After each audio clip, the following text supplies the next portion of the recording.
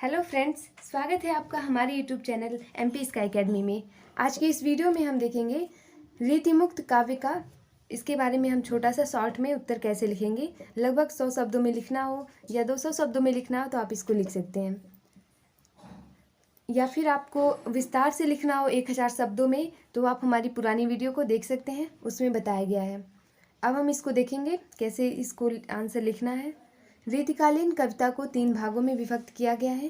पहला है रीतिबद्ध काव्य, दूसरा रीति सिद्ध काव्य, तीसरा है रीतिमुक्त काव्य। रीतिमुक्त काव्य धारा साहित्यिक दृष्टिकोण से रीतिकालीन कविता की सर्वाधिक महत्वपूर्ण काव्य धारा है। इसमें वे कवि आते हैं जिन्होंने रीति परंपरा के साहित्यिक बंधनों और रूढ़ियों को अनदेखा करके अपने मनोभाव को स्वच्छंद रूप से व्यक्त किया है। इसलिए कुछ विद्वानों ने इसे स्वच्छंद काव्यधारा कहा है। ये वे कवि हैं जिन्होंने लक्षण ग्रंथों की रचना न करके अपनी सहज अनुभूति को प्रवाहमय अभिव्यक्ति दी है। वे स्वानुभूति के उन्मुक्त गायक हैं। आचार्य रामचंद्र शुक्ल ने इन कवियों को प्रेमोन्मत्त कवि कहा है। इस काव्यधारा के कवियों में घनानंद ठाकुर, बोधा, आलम, द्विजदेव और सम्मन के नाम विशेष रूप से उल्लेखनीय हैं। इस धारा की महत्वपूर्ण प्रवृत्तियां निम्न प्रकार से हैं।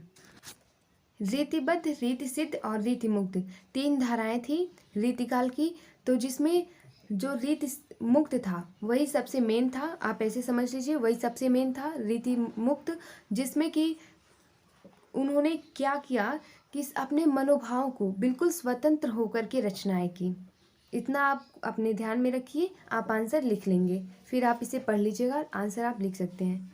और इसकी विशेषताएं थी व्यक्तिकता, परंपरागत रूढ़ियों का निषेध, अनुभूति की अनिर्वचनीयता, संयोग की अपेक्षा वियोग की प्रधानता, सौंदर्य वर्णन, प्रेम में एक निष्ठता और विश्वास, उदारता और उल्लास, भाषा के का नूतन प्रयोग। इस तरीके से आप आंसर लिख सकते हैं। अगर आपको विस्तार से लिखना है तो आप पिछले वीडियो को देख सकते हैं। धन्यवाद।